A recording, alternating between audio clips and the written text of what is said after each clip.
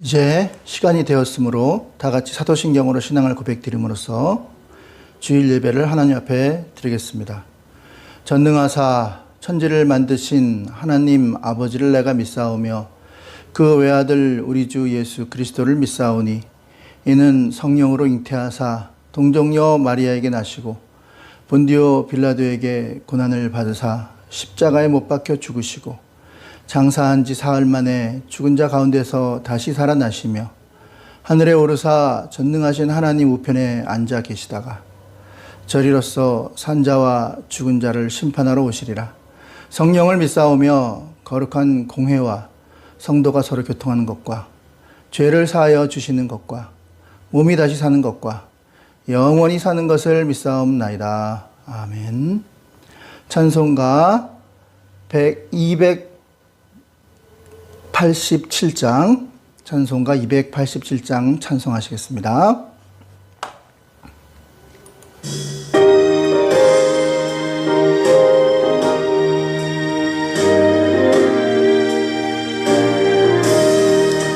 예수 앞에 나오면 몰사함 받으며 주의 품에 안기어 편히 쉬리라. 우리 주만 믿으면 모두 구원 얻으며 영생복락 면류관 확실히 받겠네. 예수 앞에 나와서 은총을 받으며 마음의 기쁨 넘치어 감사하리라. 우리 주만 믿으면 모두 구원 얻으며 영생복락 면류관 확실히 받겠네.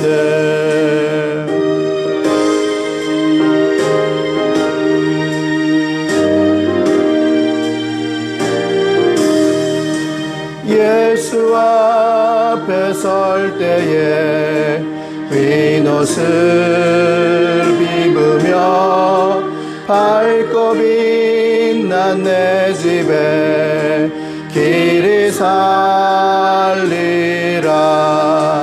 우리 주만 믿으면 모두 구원 얻으며 영생복락 면류관 확실히 받겠네. 아멘.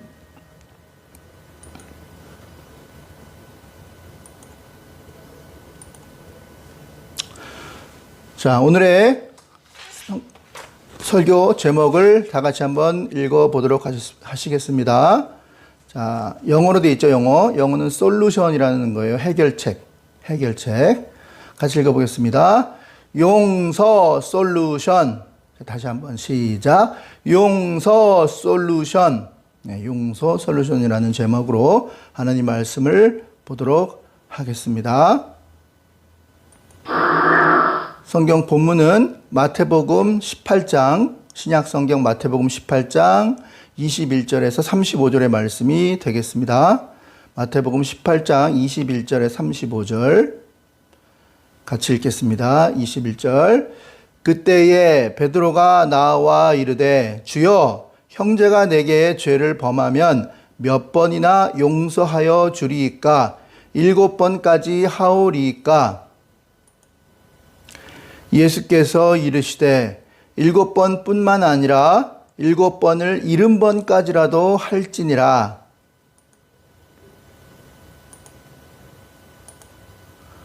그러므로 천국은 그 종들과 결산하려 하던 어떤 임금과 같으리니 결산할 때에 10,000달란트 빚진 자 하나를 데려오매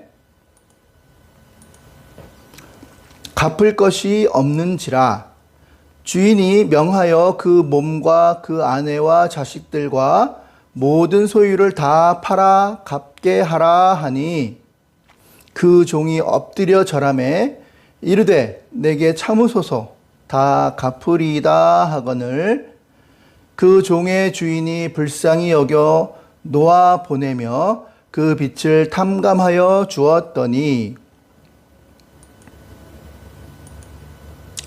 그 종이 나가서 자기에게 100데나리온 빚진 동료 한 사람을 만나 붙들어 목을 잡고 이르되 빚을 갚으라 하매 그 동료가 엎드려 간구하여 이르되 나에게 참아 주소서 갚으리이다 하되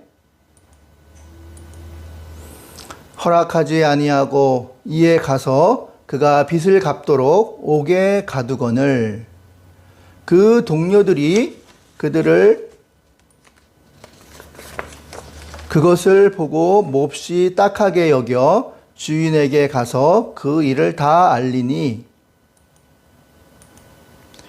너희가 각각 마음으로부터 형제를 용서하지 아니하면 나의 하늘의 아버지께서도 너희에게 이와 같이 하시리라. 아멘. 아멘. 우리가 인간관계들을 가지며 살아가고 있습니다. 혼자 살 수는 없죠. 더불어서 함께 살아가는 공동체 사회입니다. 혼자 살아가는 것은 외톨이죠. 인간은 다 누구나 더불어 함께 살아가야 합니다. 그러다 보면 좋은 일도 있지만 때로는 서로 의견이 맞지 않아서 갈등을 빚을 때도 있고 더 나아가서는 분쟁과 싸움과 전쟁으로 번지는 경우도 있습니다. 이처럼 사람이 살다 보면 다 갈등, 문제가 생기는데 그럴 때 이 갈등을 봉합하고 갈등이 없어지는 방법, 그것은 바로 용서입니다. 서로 간에 갈등이 있고 공동체가 자기의 주장만 하다 보면 깨질 위험에 처하는데 그럴 때 공동체가 깨지지 않고 갈등을 해결할 수 있는 해결책, 그것이 바로 용서라는 것입니다. 그 유명한 일화가 있습니다. 나폴레옹 장군이죠. 나폴레옹은 누굽니까? 황제라고 그러죠. 나폴레옹 황제. 그 나폴레옹 황제가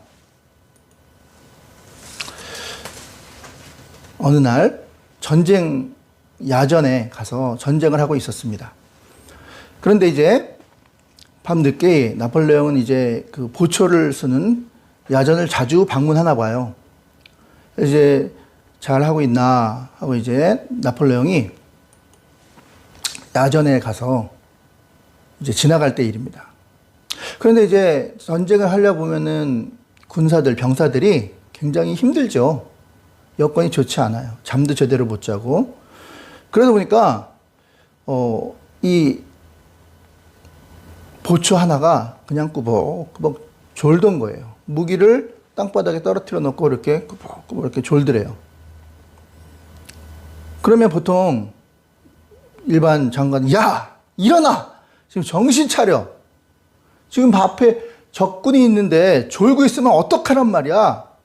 이렇게 야단을 치는 것이, 호통을 치는 것이 보통인데 나폴레옹은 좀 다른 모양입니다.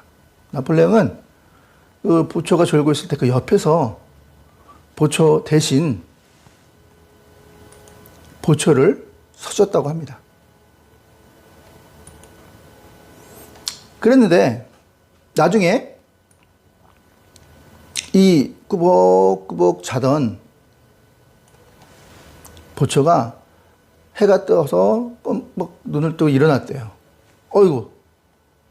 그랬더니 나폴레옹이 그때까지 계속 보초를 쳐고 있었던 거예요. 떨어진 무기를 그 보초병에게 주워주면서 이번만 내가 용서해 줄 테니 앞으로는 절대 보초 쓸 때 자면 안 돼. 알았지? 하면서 가더랍니다. 전쟁에서 보초 자기 근무지 이탈이나 또는 보초를 서야 되는데 자기 책임을 다하지 않으면 그냥 거기서 그냥 총살일 수도 있어요. 전쟁 시에는 그래요. 그런데 나폴레옹은 그 졸았던 병사를 용서해주고 그리고 갔잖아요. 자, 훗날 이 병사는요, 나폴레옹이 굉장히 위기에 처했을 때 나폴레옹의 생명을 구해주는 그런 아주 훌륭한 군인이 되었다고 합니다. 자, 이처럼 그 병사가 나폴레옹의 충성스러운 충복이 되어 수 있었던 것은 나폴레옹이 그 병사의 잘못을 보고도 용서하여 주었기 때문입니다. 그러므로 이 용서는 별것이 아닌 것이 아니라 한 사람의 인생을, 한 사람의 생명을 살리는 그런 놀라운 능력이 바로 용서입니다.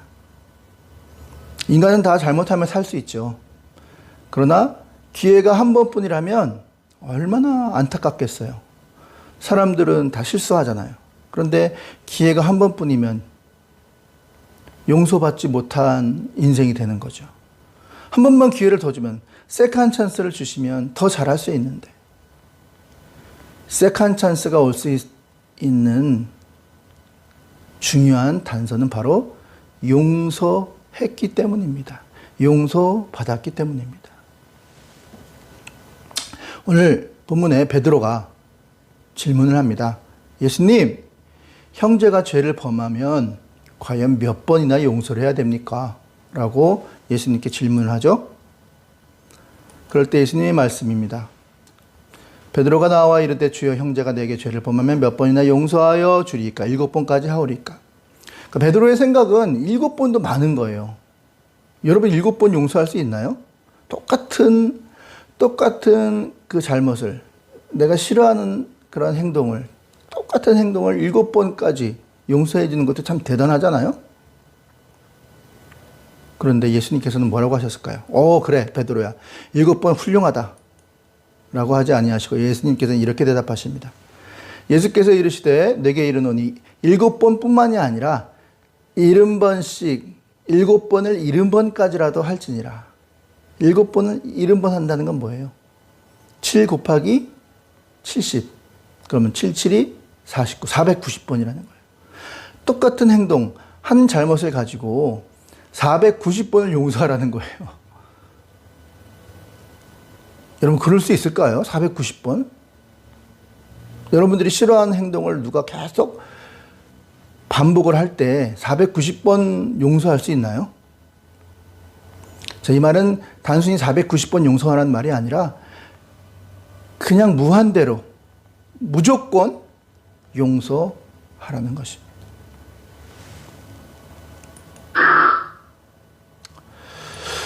용서의 모범을 보인 분들이 있습니다. 이처럼 용서는 한계가 없어요. 한계가 정해지지 않고 우리가 예수님을 믿는 사람이라면 무조건 용서를 하라는 주님의 뜻이라는 겁니다. 형제가 어떠한 죄를 범하였든지 간에 그냥 용서해줘라 하는 거예요. 심지어는 너의 원수까지도 용서해줘라. 몇 번이요? 무한대로. 무조건 용서해줘라. 예수님께서는요, 이렇게 무한대로 용서, 심지어는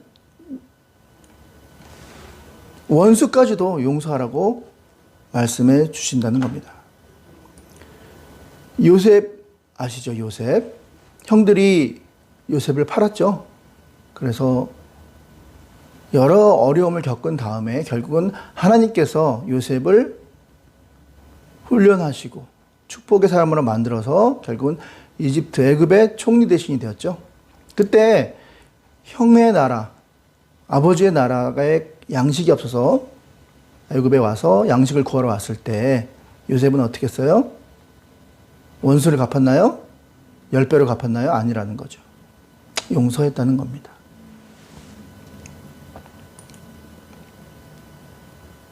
손양원 목사님 아시나요? 손양원 목사님 어떤 분이시죠? 네. 두 아들 동인이와 동신이가 있었는데 그때는 6.25 때잖아요. 북한군이 점령했을 때 그 동인이와 동신이와 친구였던 안재선이라는 그런 동인이와 동신이의 친구가 공산당의 앞잡이가 되잖아요. 그래서 동인이 동신이를 공산당 앞에 저 지주, 공산당의 적입니다. 부르주아입니다. 하면서 자아 비판을 시키고 결국은 찔러 죽이잖아요. 원수죠, 원수. 아들을 죽이는 원수죠. 그리고 또 세상이 바뀌어서 이제 북한군이 물러가고 다시 미군이 들어와서 또 세상이 바뀌었어요. 그러면 이제 안재선이 이제 그 대가를 치러야 될 시간이 되었어요. 그래서 아들 동인이와 동신이를 죽인 그 죄로 인하여 그 안재선이 벌을 받아야 했을 때 손양원 목사님은 어떻게 합니까? 아니다. 이 사람은 내 아들의 친구이기 때문에 내 아들이 이제 이 세상에 없기 때문에 이 안재선 이 아들을 내 양아들로 삼겠다 하신 분이 누구예요? 손양원 목사님이시잖아요. 일명 사랑의 원자탄. 용서죠. 어떻게 아들을 죽인 그 사람을 용서할 수 있을까요?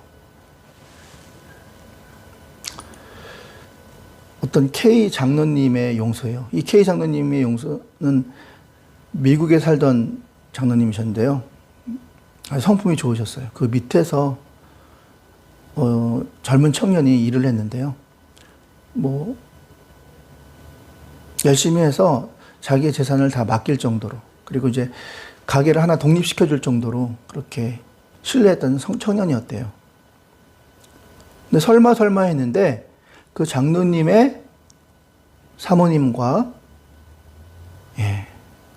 그렇고 그런 사이가 돼서 결국은 그 현장에서 잡히게 되었대요. 그런데 이 K 장로님은요, 용서해 주셨대요. 마지막으로 우리 예수님의 용서죠. 예수님은 잘 아시죠? 그분은 어떠한 죄를 짓지도 않으신 분이죠. 그분은 하나님이시면서 완전한 하나님이시면서 완전한 사람이시면서 그리고 죄가 없는 분이시잖아요. 그런데 나와 너와 우리의 모든 죄를 위해서 십자가에 달려 죽으시죠. 그리고 십자가 달려 죽으시면서 십자가상에서 저들의 죄를 용서하여 주옵소서. 예수님을 침뱉고 창으로 찌르고 옷을 벗기면서 조롱하는 자들을 향하여 저들이 하는 일을 알지 못함나이다. 저들의 죄를 용서하여 주옵소서 아버지요. 라고 하셨잖아요. 이러한 분들이 용서의 모범을 보여주신 분들이라고 할 수 있습니다. 자, 그렇다면 핵심은 무엇입니까? 우리도 용서함을 받은 자들이죠. 원래 죄 때문에 영원한 불과 유황으로 타는 지옥으로 들어갈 수밖에 없는데 나와 아무 상관이 없는 예수님 때문에 결국은 그 죄가 사하여지고 용서를 받았잖아요. 그러므로 우리가 용서를 받았기 때문에 우리에게 죄를 범한 어떤 사람이나 할지라도 그 자를 우리는 용서해야 된다는 거예요. 우리가 용서해야 될 가장 큰 이유는 뭐라고요? 용서를 받았기 때문이에요. 용서를 받았기 때문에 용서를 해야 한다는 거죠. 욥기서 42장 10절에 이런 말씀이 있습니다. 욥의 그 친구들을 위하여 기도할 때에 여호와께서 욥의 공경을 돌이키시고 여호와께서 욥에게 이전 모든 소유보다 갑절을 주신지라. 욥이 큰 질병에 걸렸잖아요. 악한 원수 마귀가 욥이 의인이고 하나님을 잘 섬기니까 하나님 앞에 와서 어려움을 주고 힘든 일을 주면 욥은 분명히 하나님을 떠날 것입니다 하며 하나님의 허락하에 욥에게 큰 시련이 찾아왔죠. 그럴 때 친구들이라는 사람들이 왔죠. 와서 위로한답시고 욥의 속을 벅벅 긁어놓죠. 네 죄 때문이다 하면서 욥을 속을 뒤집어 놨어요. 그럴 때 욥의 행동을 보세요. 그 전까지는 그 시련과 고통 속에서 자기의 친구들마저도 자기의 마음을 헤아려 주지 못하고 속을 벅벅 긁을 때 너무 깨닫지는 못했어요. 그러나 그 고통 속에서 하나님과 1대1의 관계 속에서 욥이 깨달아 알게 되죠. 그러면서 오히려 그 속을 벅벅 긁는 그 욥의 친구들을 향하여 오히려 기도를 합니다. 어려움을 당한 욥이 그 친구들 향하여 오히려 기도하고 그리고 그들을 축복하는 모습을 볼 수가 있습니다. 그 모습을 보면서 그들을 용서하는 모습을 보면서 하나님께서는 오히려 이전보다도 더 갑절이나 되는 그 어려움 속에서 공경 속에서 건지시고 소유의 갑절을 주시는 복이 임했다. 이렇게 성경은 말씀하고 있습니다. 저와 여러분이 하나님 앞에 기도를 드려도 응답받지 못하는 것이 있다면, 응답을 가로막는 그러한 이유가 있다면 그것은 바로 용서하지 않았기 때문입니다. 용서. 여러분들 하나님 앞에 그렇게 기도했지만 응답받지 못하는 것이 있다면 아마 용서하지 않는 무엇인가가 있기 때문입니다. 여러분, 용서하기 쉽지 않죠. 나를 해코지하고 이유 없이 나를 괴롭히고 억울하게 만든 그 사람을 어떻게 용서할 수 있어요? 우리 힘으로는 못하잖아요. 그러나 우리가 용서하고 용서해야만 하고 용서할 수 있는 그 이유는 바로 용서를 하게 해달라고 하나님 앞에 구할 때 하나님의 은혜가 임해서 내 힘으로는 할 수 없지만 하나님이 용서할 수 있는 은혜를 주신다는 거예요. 하나님의 은혜를 체험하면 우리는 용서할 수 있게 된다는 것이죠. 누가복음 6장 38절에 이렇게 말합니다. 주라, 그리하면 너희에게 줄 것이니 곧 후이되어 누르고 흔들어 넘치도록 하여 너희에게 안겨주리라. 너희가 헤아리는 그 헤아림으로 너희에게도 헤아림을 도로 받을 것이니라. 아주 좋은 말씀이죠. 주라. 그러면 하나님께서 주면 없어지는 것이 아니라 준 거에 몇 배, 몇십 배를 뻥튀기 해서 다시 주신대요. 뻥튀기 해서. 후이되어 눌러도 흔들어 넘치도록. 나는 준 거는 몇 개 없는데 받은 거는 뻥튀기 돼서 눌러도 넘치도록 후이 주신대요. 그래서 안겨주신대요. 너무 좋은 말씀이죠. 근데 우리는 여기까지만 생각해요. 아, 복을 주시는구나. 근데 그 뒤에 보면 헤아리는 그 헤아림으로 너희가 헤아림을 도로 받을 것이라. 우리가 다른 사람을 축복하는 게 아니라 오히려 헤아리고 비판하고 험담할 때 그 험담하고 헤아리는 것이 도로 나한테 온다는 거예요. 반사 아시죠? 상대방을 비난하고 비판할 때 그 비난과 비판이 오히려 다시 나에게 돌아온다는 거예요. 그 앞절을 살펴보면 이렇습니다. 비판하지 말라. 그리하면 너희가 비판을 받지 않을 것이요. 정죄하지 말라. 그리하면 너희가 정죄를 받지 않을 것이요. 용서하라. 그러면 너희가 용서를 받을 것이라. 여러분 가운데 비판을 받고 여러분 가운데 정죄를 받는 사람이 있으면 분명히 나도 어떤 사람을 비판하고 어떤 사람을 정죄하고 있다는 거예요. 한번 돌이켜볼 필요가 있어요. 오히려 나를 괴롭게 하고 힘들게 한 그 사람을 용서하면요, 나도 잘못을 했을 때, 죄를 지었을 때 용서를 받을 수 있다라는 하나님의 말씀입니다. 비판하지 말고 정죄하지 말고 용서함으로 말미암아 문제 해결을 받는 저와 여러분 되시길 주님의 이름으로 축원을 드립니다. 자, 두 번째는요, 왜 우리가 용서를 해야 하는가입니다. 오늘 본문의 달란트 비유를 통해서 예수님께서 왜 우리가 용서를 해야만 하는지를 말씀해주고 있습니다. 1만 달란트 빚을 진 사람이 있습니다. 1만 달란트면은 지금 우리 돈으로 따지면 수십 조예요, 조. 우리나라 예산이 조 단위잖아요, 조. 수십 조의 그 돈을 빚진 자, 아주 사업을 크게 했나 봐요. 뭔지 모르겠지만 아주 큰 빚을 진 빚쟁이가 있습니다. 그런데 그 빚을 탕감해 준 임금님이 계시다는 거예요. 자, 마태복음 18장 23절 보니까요. 그러므로 천국은 그 어떤 종들과 결산하려 하던 임금과 같으니 24절 결산할 때에 만 달란트를 빚진 자 하나를 데려오매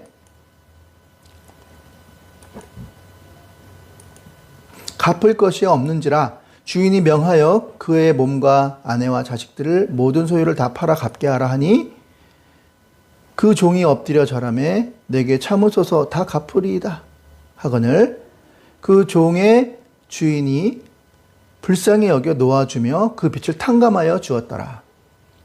수십 조의 빚을 진 그 사람이 왕 앞에 와서 그 빚을 결산해야 한다는 거예요. 그런데 갚을 능력이 없는 그 사람을 왕은 원래는 처자식과 또 모든 소유를 다 팔아 갚아도 모자라요. 100만 년을 벌어서 갚아도 모자라는 그런 돈입니다. 어마어마한 돈입니다. 근데 불쌍하잖아요. 왕에게 불쌍하게 여기는 마음이 생겼어요.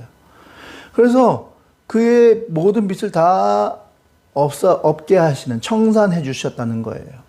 얼마나 감사합니까? 얼마나 감사합니까? 그러면 나는 어떻게 살아야 되겠어요?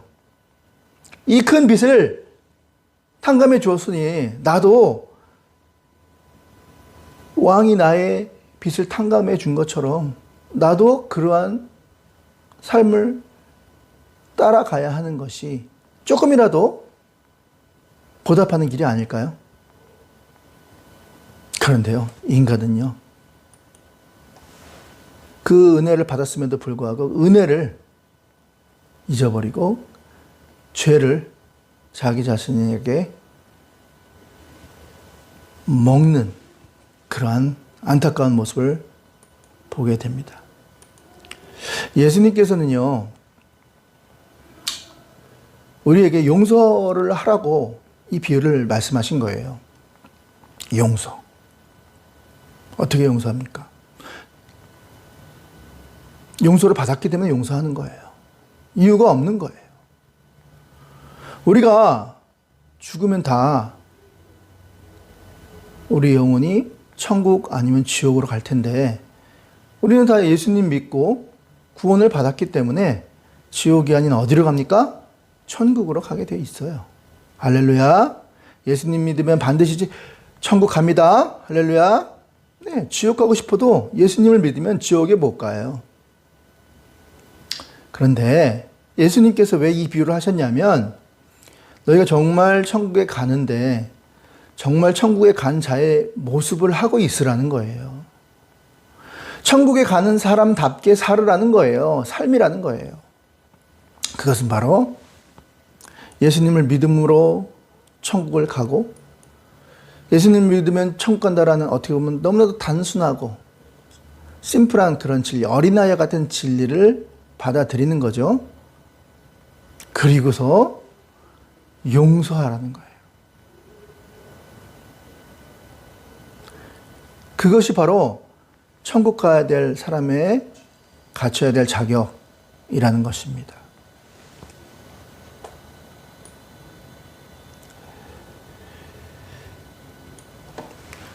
예수님께서는 우리의 죄를 위해 십자가에 달려 죽으셨잖아요.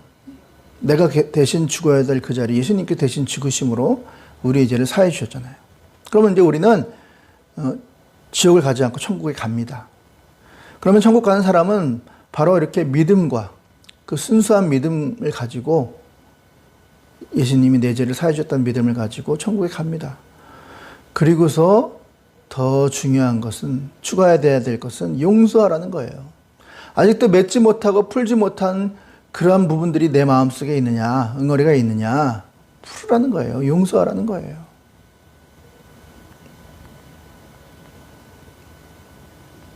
그렇다면 우리도 예수님처럼 죄를 지었음에도 불구하고 용서하는 자가 되어 예수님과 같이 예수님을 닮아가는 그런 인생이 될 수 있다는 거예요.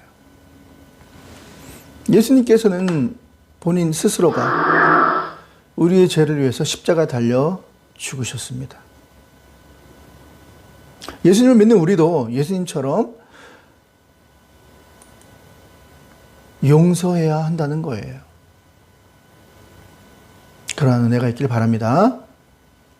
그런데 오늘 본문에 나온 이 종은 어떤 행동을 하였느냐? 28절입니다. 그 종이 나가서 자기에게 100데나리온을 빚진 동료 한 사람을 만나 붙들어 목을 잡고 이르되 빚을 갚으라 하매.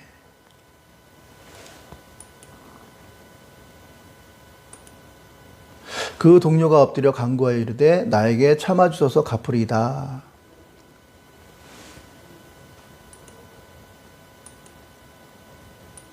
그랬더니 30절에 그가 허락하지 아니하고 이에 가서 그가 빚을 갚도록 옥에 가두거늘 그 동료들이 그것을 보고 몹시 딱하게 여겨 주인에게 가서 그 일을 다 알렸더라. 자, 100데나리온이에요. 100데나리온. 자, 100데나리온은 뭘 뜻하냐면 1데나리온이 하루 일당이에요. 하루 일당을 10만 원으로 잡읍시다. 그러면 100데나리온이라니까 1데나리온에 곱하기 100을 하는 거죠. 그럼 10만 원에다가 100을 곱하면 얼마예요? 1000만 원이죠. 1000만 원. 1000만 원 정도의 빚을 진 사람이 있어요. 나에게. 뭐 1000만 원 뭐 크다면 큰 돈이라고 할 수 있죠. 자, 그런데요. 아까 왕에게 얼마를 탕감받았어요? 수조 원, 수십조 원 되는 어마어마한 달란트. 1만 달란트의 빚을 탕감해 줬잖아요. 100만 년 갚아도 갚을 수 없는 그 돈을 탕감 받았잖아요. 그런데 나에게 고작 1000만 원 정도 빚을 진 사람의 그 빚을 탕감하지 않고 있어요. 그것을 본 사람들이 딱하게 여겨서 그 1만 달란트 빚을 탕감한 왕에게 찾아가서 그 사실을 다 알렸어요. 일렀어요. 왕이 노발대발하는 거예요. 그래서 어떻게 됐습니까?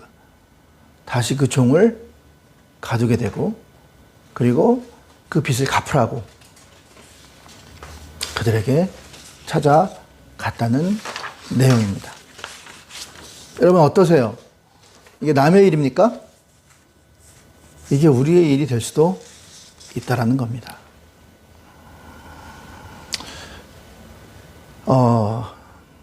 우리 예수님의 말씀은요, 항상 적극적이고 긍정적인 말씀이에요. 근데 마귀의 말은 항상 축소시키고 줄이려고 하는 게 마귀의 말이 많아요. 예수님께서 산상순에서 왼뺨을 때리는 자, 오른뺨을 때리는 자에게는 왼뺨도 들려대라 하셨죠? 여러분, 오른뺨을 때린다는 말이 무슨 뜻인지 알아요? 여러분이 오른손잡이라고, 대부분 오른손잡이잖아요. 그러면 상대방의 뺨을 쳐요. 그럼 상대방은 어느 뺨을 맞아요? 왼뺨이 맞죠. 근데 오른손으로 때렸는데 오른뺨이 맞았다는 건 뭐예요? 이렇게 손 등으로 쳤다는 거예요. 야, 얼마나 모욕적인 거예요. 그런데 거기서 왼뺨 맞아 둘러대래요. 이것은 무엇을 말을 뜻하는 거냐면 그만큼 믿음이라는 것은, 믿음의 삶이라는 것은 더 적극적으로, 용서는 더 적극적으로 하라는 거예요. 소극적으로 하라는 게 아니라 더 적극적으로 하는 뜻이에요. 그리고 속옷을 달라 한 사람은 겉옷까지 벗어주래요. 그리고 오리를 가게 해달라는 사람에게는 심리를 가래요. 심리. 그 오리라는 것은 이제 마일이잖아요. 마일. 1마일, 2마일, 3마일, 4마일. 그 마일이라는 뜻이에요, 원래는. 그러니까 1밀리온. 그러니까 다시 말해서 오리는 로마 군인이 한 1000보 정도 걷는 거리래요. 오리. 그러니까 오리는 1000보. 즉, 한 1000보 정도는 한 1.6km 정도 된대요. 1.6km. 그게 로마 군인이 1000보를 걷는 거리래요. 그러니까 1밀리온에서 나온 건데 1밀리온을 우리나라에서는 그걸 오리로 생각했어요. 오리. 그러면은 1000발자국을 걸어간다는 건 뭐예요? 그게 바로 뭐야? 로마 군인이 오리가 1밀리온이 오리인데요. 그게 로마 군인이 1000발자국 걷는 거리 1.6km란 말이죠. 그런 사람에게 어떻게 해주라고요? 심리를 가라는 거예요. 심리. 그럼 얼마예요? 3.2km. 즉 2000보를 걸으라는 거예요. 2000보. 로마 군인.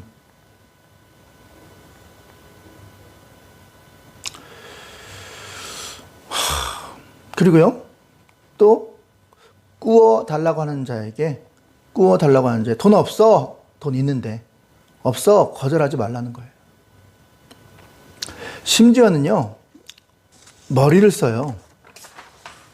믿는다 하면서도 우리 삶에 어떤 이런 추악한 모습이 있냐면요. 원래 그 성경에는 7년 정도 되면요. 공소시효 같은 게 있잖아요. 7년 되면은 그 탕감해 주는 그러한 제도가 있습니다. 탕감해 주는 뭐 교통법규를 어긴 사람도 뭐 8.15 국가 행사나 이럴 때 그걸 다 이제 그 벌점이라고 그러죠. 그걸 이제 면제해 주는 그런 법이 있듯이 7년째 되면 그 사람의 빚을 다 없게 해주는 그러한 법이 있어요. 그러니까 어떻게 해요?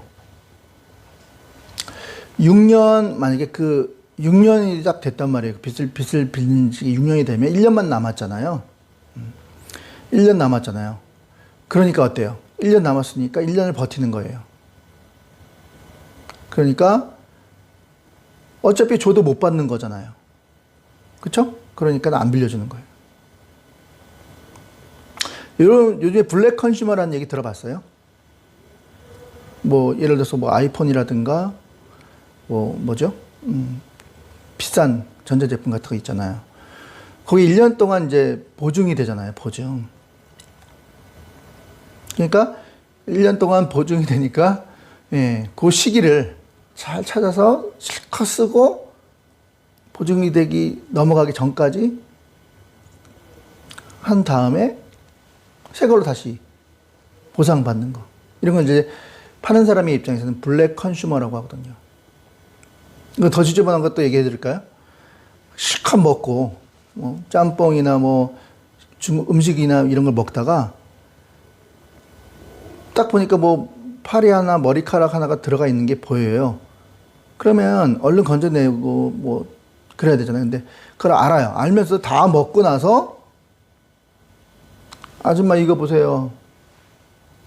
다시 새로 음식을 받고 아니면은 돈을 받는 그런 사람들. 이런 사람들이 블랙 컨슈머라고 하거든요. 그러니까 그러지 말라는 거예요. 머리 쓰지 말라는 거예요. 보험도 마찬가지잖아요. 보험 처리할 때, 이 보험을 통해서 내가 몇 배? 교통사고 쪽 난 금방 그냥 부딪혔는데, 별 지장 없으니까 그냥 가세요. 이렇게 하면 될걸. 갑자기 막 그런 거 있죠? 그리고 막 목 잡고 그런 사람들, 블랙 컨슈머라고 하거든요. 그런 행동을 하지 말라는 거예요. 물론 다 이유가 있겠지만, 인간이 그렇게 사악한 거예요. 자기에게 빚진 자를 용서 못 해요. 적은 돈인데. 자기는 큰 돈을 탕감받았는데 불구하고. 주인이 책망을 합니다. 이 악한 종아 분노하죠. 다시 그 빚 탕감해준 거 다시 다 갚아. 100만 년 되도록 갚아 하면서 그를 옥졸에게 감옥에게 넘겼다라는 거예요. 자, 이 말씀의 교훈은 무엇입니까? 너희가 각각 마음으로 형제를 용서하지 아니하면 하늘의 아버지께서도 너희에게 이같이 하시리라. 사실은 용서에 대한 교훈이 구약시대에도 있었어요. 구약시대는 뭐냐면 눈에는 눈, 이에는 이 이렇게 얘기했죠. 그러니까 눈에는 눈. 만약에 나한테 팔을 상처를 입히면 똑같이 그 사람의 팔을 상처를 입혀라. 원수 갚으라. 이렇게 해석하면 안 되고요. 그 이상 하지 말라는 뜻이에요. 구약 성경에 눈에는 눈, 이에는 이는 그 팔을 다치게 했으면 그 팔만큼 그 더 이상 다치게 하면 안 된다는 거예요. 근데 우리가 사실 그래요? 팔을 다치게 했으면 나 이빨을 누가 부러뜨렸어요. 그러면 나는 어떻게 그 이빨 하나만 이렇게 턱 건드려서 부러뜨려요? 아니면은 쳐서 옥수수를 날려버려요? 우리는 그렇다고요. 더 지나치다는 거예요. 지나쳐. 그러니까 그 구약 성경의 그 율법도요. 지나치게 갚지 말라는 뜻이에요. 원수를 갚지 말고 보복을 하지 말라는 뜻이에요. 근데 예수님께서는 더 나아가서 네가 손해 보더라도 오히려 더 가지고 더 베풀고 더 손해 보라는 게 바로 예수님의 명령이거든요. 더 진일보하게 긍정적으로 적극적으로 하라는 거예요. 이 부부들 삶을 보면요. 어머니가 아버지보다 더 용서를 많이 하는 것 같아요. 훨씬 더 아버지가 잘못을 많이 해요. 훨씬 더 상처를 많이 주고 마음 아프게 해요. 근데 어머니들은 어때요? 정말 당한 것보다 훨씬 더 당한 것만큼이라도 갚아줘야 되는데 그러지 않고 덮어주고 용서하는 것 같아요. 예수님이 원하시는 모습이 맞습니다. 자, 용서하면요 손해볼 것 같죠? 근데 안 그래요. 엄청난 일이 벌어집니다. 그 엄청난 일이 뭐예요? 그 용서를 통해서 그 용서한 사람이 엄청난 축복의 길로 나아가는 버튼, 스위치와 같아요. 그러니까 버튼을 켜야지 불이 들어오듯이 축복도요, 용서라는 버튼, 용서를 했을 때 그때부터 축복의 문이 열리는 거예요. 문이 닫혀 있으면은 축복이 막혀 있잖아요. 용서라는 버튼, 스위치를 누르면 쫙 열려서 그때부터 쏟아부어 주시는 축복이 임하게 된다는 거예요. 우리가 인간으로서 할 수 있는 최대의 순종, 그것이 또한 용서입니다. 우리가 예수님의 말씀을 지키죠. 지키는 가운데 가장 잘 지킬 수 있는 방법, 그게 바로 뭐냐면 내가 용서를 할 때 가장 높은 단계의 순종, 하나님 말씀에 순종하는 거라고 볼 수가 있습니다. 그만큼 용서는 엄청난 거예요. 그럼 어떻게 용서할까요? 어떻게 용서할까요? 네, 마음 중심으로부터 용서해야 한다는 것입니다. 마음 중심으로부터 진심으로 하라는 거예요. 솔직히 저나 여러분이나 싫은 사람, 또 나를 괴롭게 한 사람, 나를 힘들게 한 사람을 마음 중심으로부터 용서할 수 있나요? 우리가 예수님이 아니잖아요.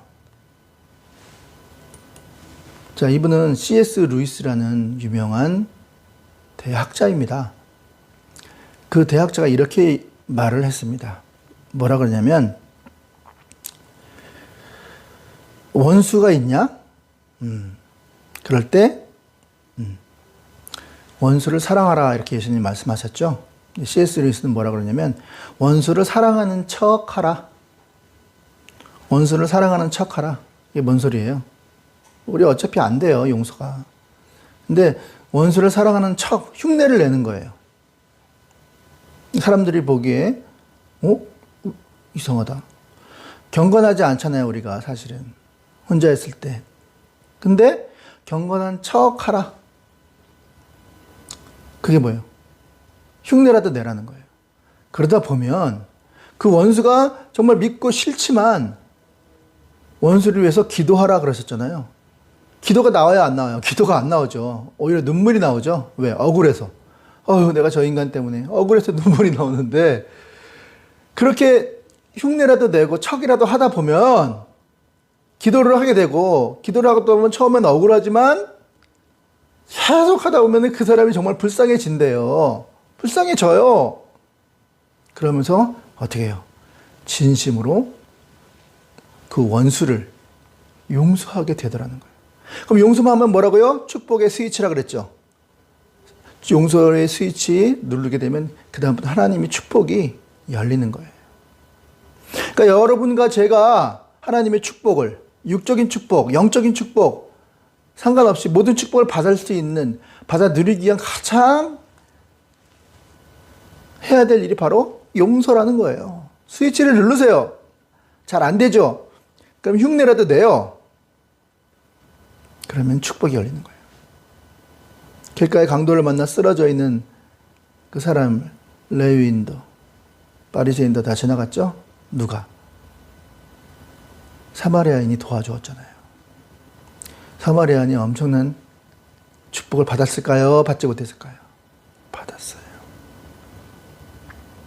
이것이 바로 진짜 용서하는 사람의 모습입니다. 그러니까 우리는 용서는 말로 용서한다 그게 아니라 살아야 돼요. 행동으로 살아야 된다는 거예요. 끝까지 예수님의 말씀을 전하다가 순교한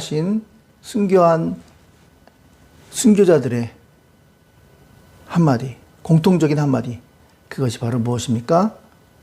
하나님이여 저들의 죄를 사하여 주옵소서. 용서를 하는 거예요. 용서. 예수님께서 십자가에 달려 죽으시면서 그 옆구리를 찌르는, 조롱하는 그 로마 군병들을 향하여 저들이 하는 일을 알지 못하나 저들의 죄를 용서해 주옵소서 했던 것과 똑같이, 예수님의 모습과 똑같이 스데반이 그랬고요. 또 순교하신 위대한 순교자들이 예수님과 똑같이 다 본인들을 향하여 괴롭게 하는 그 사람을 용서하셨다는 거예요.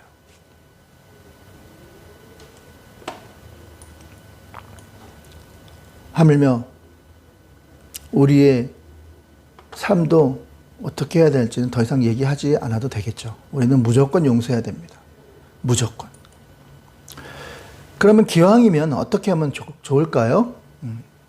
그 용서라는 것에 무거운 그런 의무라고 생각하지 말고 용서를 누려, 즐겨, 누려. 듀티가 의무라는 뜻이거든요. 의무. 숙제도 해야 될 의무잖아요. 근데 어떤 사람은 물론 잘 없겠지만 숙제가 재밌어. 더 하고 싶어. 공부가 재밌어. 그건 뭐예요? 자발적으로 자기 자원해서 하는 거죠. delight. 기쁨이에요. 듀티를 의무로 생각하지 말고 기쁨으로 여기서 하면 어떨까? 어차피 할 거 기왕이면 기쁨으로 하는 게 낫잖아요. 억지로 막 예배 드릴 때도 기쁨으로 드리고 하나님 앞에 헌금할 때도 기쁨으로 드리고 어차피 드릴 거 인상 찡그리면서 그럼 효과도 없어요. 그것이 바로 우리 성도들의 삶이 되어야 한다는 것입니다. 더 적극적으로 원수를 갚지 말라는 정도가 아니라 원수를 사랑하라. 더 의무가 아닌 더 기쁨으로 나를 핍박하고 받게 하는 사람을 저주하라가 아니라 오히려 그를 위해서 축복하며 기도하라. 그럴 때 우리의 삶이 꽃을 피우게 된다는 거예요. 그런 은혜가 있기를 주님의 이름으로 축원을 드립니다. 자, 잘 들으세요. 자, 정리. 자, 용서 포인트 첫 번째. 자, 인간관계가 갈등이 생기고 깨지는 이유는 뭐 때문이라고요? 네, 바로 서로 간에 용서가 없기 때문이죠. 두 번째. 자, 우리가 용서를 해야죠. 그리고 용서를 할 수밖에 없어요. 왜요? 용서를 우리가 할 수밖에 없는 이유는 뭐라고요? 용서를 받았기 때문에. 큰 죄를 우리는 용서받았잖아요. 예수님 덕에. 그렇기 때문에 우리는 당연히 용서를 해야 된다는 거예요. 마지막 세 번째. 자, 용서를 하면요. 어떻게 된다고요? 처음엔 잘 안 돼요. 안 돼서 흉내라도 내다 보면 억울해서 울는다고 그러다 보면 정말 그 사람이 불쌍해서 정말 용서가 되고, 그 용서를 하면 어떻게 되는 거예요? 용서라는 스위치를 누르면 결과는 어떻게 돼요? 축복의 길이 열린다 그랬죠. 용서는 곧 축복의 길이고요. 더 나아가서는 인간이 할 수 있는, 주님께 할 수 있는 최고의 순종이 바로 용서라는 것이죠. 자, 이러한 은혜가 있기를 주님의 이름으로 축원을 드립니다. 자, 목사님 따라 한번 구호를 외쳐볼까요? 자, 목사님 따라 구호를 한번 외칩니다. 자, 하나님! 이제부터 용서하는 사람이 되겠습니다. 내 힘으로 안 될 때 하나님의 은혜로 용서하겠습니다. 하나님, 용서를 즐기는 그러한 기쁨으로 여기는 제가 되겠습니다. 그러겠다는 사람 두 손 높이 들고 크게 아멘! 아멘! 더 크게 아멘! 아멘! 자, 두 손 모아 기도합시다. 목사님 따라 기도합니다. 하나님 아버지, 감사합니다. 갈등이 생기고 공동체가 어려움을 겪을 때 우리는 용서해야 합니다. 우리가 용서해야만 하는 가장 큰 이유는 바로 큰 죄를 용서받았기 때문입니다. 우리는 반드시 용서하며 살아야 합니다. 그러나 그것을 의무로 여기지 아니하고 기쁨으로 여긴 저희들이 되게 하옵소서. 그럴 때 놀라운 일이, 축복의 길이, 축복의 통로가 열릴 줄로 믿습니다. 그러한 은혜를 허락하여 주옵소서. 이제는 우리 구주 예수 그리스도의 은혜와 하나님 아버지의 무한하신 사랑과 성령님의 교통하심이 용서를 통하여 축복의 문까지 달려가기를 원하는 사랑하는 귀한 하나님의 자녀들 머리 위에 이제부터 영원까지 함께 계실지어다. 아멘.